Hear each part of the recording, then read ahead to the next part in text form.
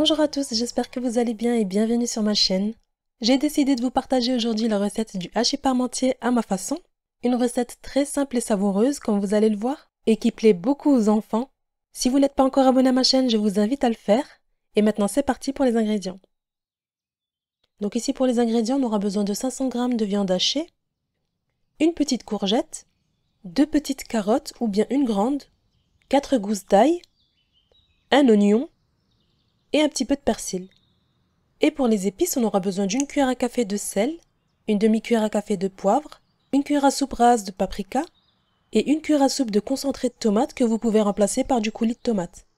J'ai ici 1 kg de pommes de terre de la variété Princesse Amandine que je vais éplucher, laver et couper en morceaux.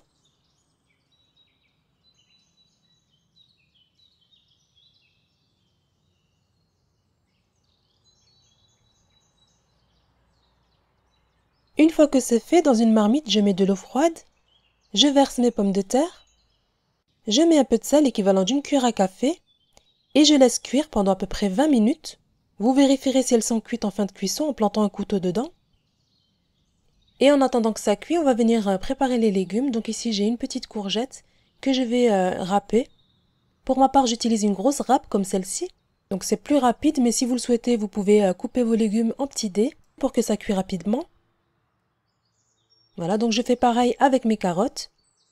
Donc 2 petites carottes ou bien une grande.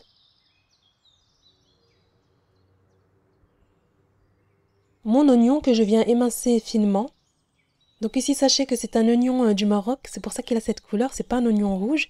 Donc remplacez-le par un oignon blanc ou bien par 2 échalotes.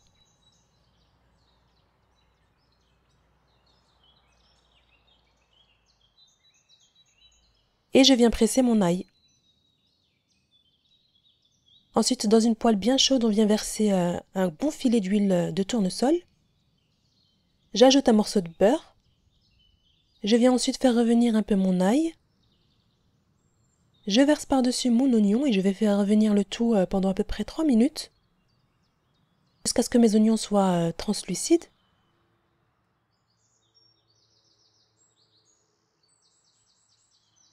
J'ajoute ensuite mes légumes.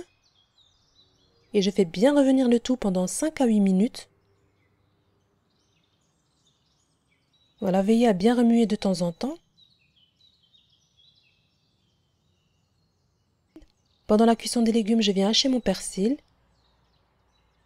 Je vous invite à vous abonner à ma chaîne en activant la cloche de notification pour ne rien rater.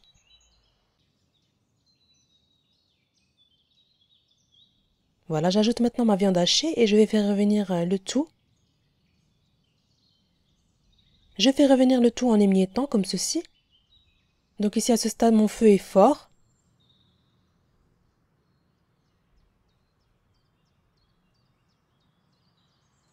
Voilà, et après quelques minutes, j'ajoute le sel, le poivre, le paprika, la cuillère à soupe de concentré de tomate, que comme je vous ai dit, vous pouvez remplacer par du coulis de tomate.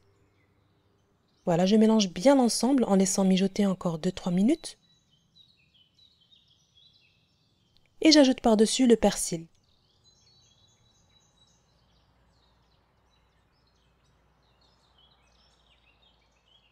Voilà, je mélange bien l'ensemble. Je laisse mijoter à nouveau un peu pendant 2-3 minutes et je coupe le feu. Et à ce stade, les pommes de terre sont cuites. Voilà, comme vous voyez, on plante un couteau dedans et si c'est bon, je remets le couvercle et je retire l'eau. Voilà, comme vous voyez, je laisse mes pommes de terre dans la même marmite. Ici, soit à l'aide d'une fourchette, soit à l'aide d'un presse-purée, c'est important. On va venir écraser les pommes de terre. Surtout, ne mixez pas vos pommes de terre dans un robot ou bien dans un hachoir pour aller plus vite. Vous risquez d'avoir une texture collante, caoutchouteuse et désagréable en bouche, donc veillez vraiment à le presser ou à l'écraser à la main. Ça s'écrase très rapidement comme vous le voyez. Ensuite, pour donner du goût à ma purée de pommes de terre, j'ajoute un peu de sel et un peu de poivre. Voilà, donc salé à votre convenance. J'ajoute ensuite 50 g de beurre en morceaux.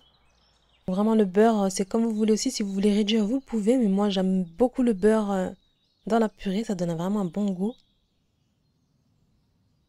Donc là c'est pareil, pour donner un peu plus de goût, vous pouvez aussi ajouter de l'ail que vous allez faire venir un peu dans de l'huile avant de l'ajouter à la purée de pommes de terre. Voilà, donc je continue à écraser tout en ajoutant du lait. Ou bien de la crème liquide, c'est comme vous voulez. Moi j'ai ajouté du lait.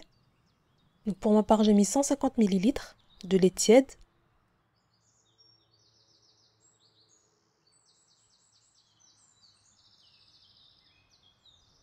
Et voilà, vous continuez à mélanger jusqu'à avoir cette texture. Il reste un peu de morceaux, c'est pas grave. Donc ici on a notre viande hachée ainsi que notre purée de pommes de terre qui est prête. On va venir maintenant passer au dressage. Soit vous le faites en plat individuel, soit vous le faites dans un grand plat comme celui-ci.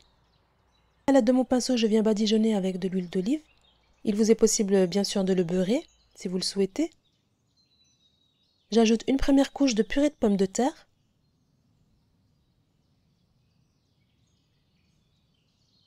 Je verse par-dessus ma viande hachée. Voilà, je viens bien l'étaler uniformément comme ceci.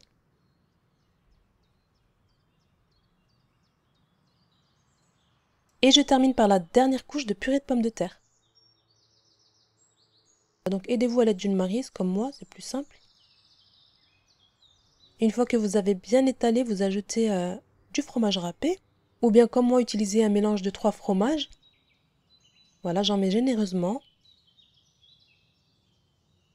Ici, soit vous le laissez tel quel, soit vous ajoutez un peu de croquant. Donc ici, j'ai une fine chapelure de pain.